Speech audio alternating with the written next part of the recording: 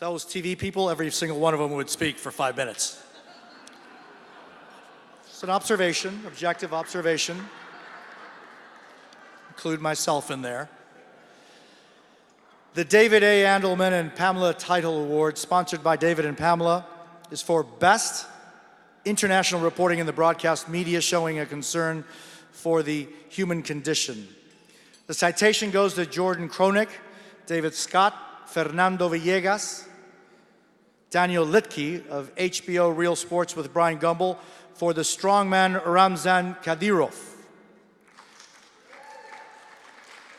The award goes to Ou and Aurora Almendral of NBC Left Field for the Kill List, the brutal drug war in the Philippines.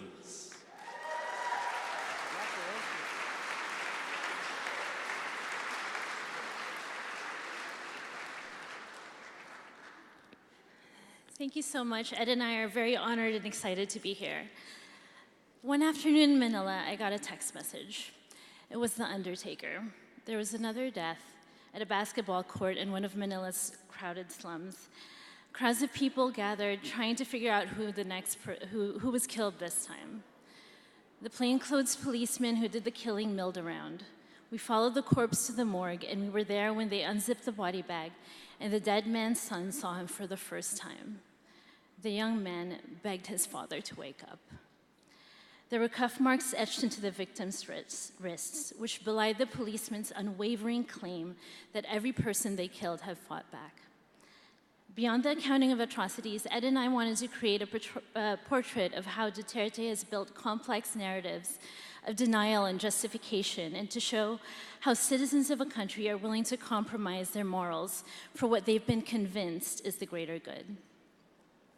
Thank you again to the OPC for this recognition, and thank you to Matt Danzico, Nick Asham, David Verdi, and Adrian Mong at NBC News and NBC Left Field for allowing us the time and resources to report a documentary of this scale. We're the ones who are up here right now, but there are many people who are essential to making it, with particular thanks to our editors, Jonathan Aid and Elise Cocker, who sifted through hours of footage. Much of it was truly brutal. We couldn't have done this without the Undertaker and the body collectors whose morgue we spent nights at, sitting in plastic chairs and living off coffee. At a time when the Duterte administration is working to deny and hide what they are doing, the Undertaker believed the killing still needed to be documented and allowed us to do our work. And above all, we'd like to thank Hazen Bulaklak, the young man who we met for the first time as he wept over his father. He and his mother, Mavel, led us into their lives in the midst of unimaginable grief. And I'm immensely thankful that they understood that what we were doing there as journalists, documenting what was happening. The killings are going on to this day.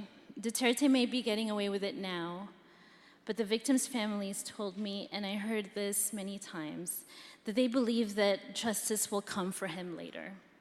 And that work like ours will stand as proof of what really happened in the Philippines. Thank you.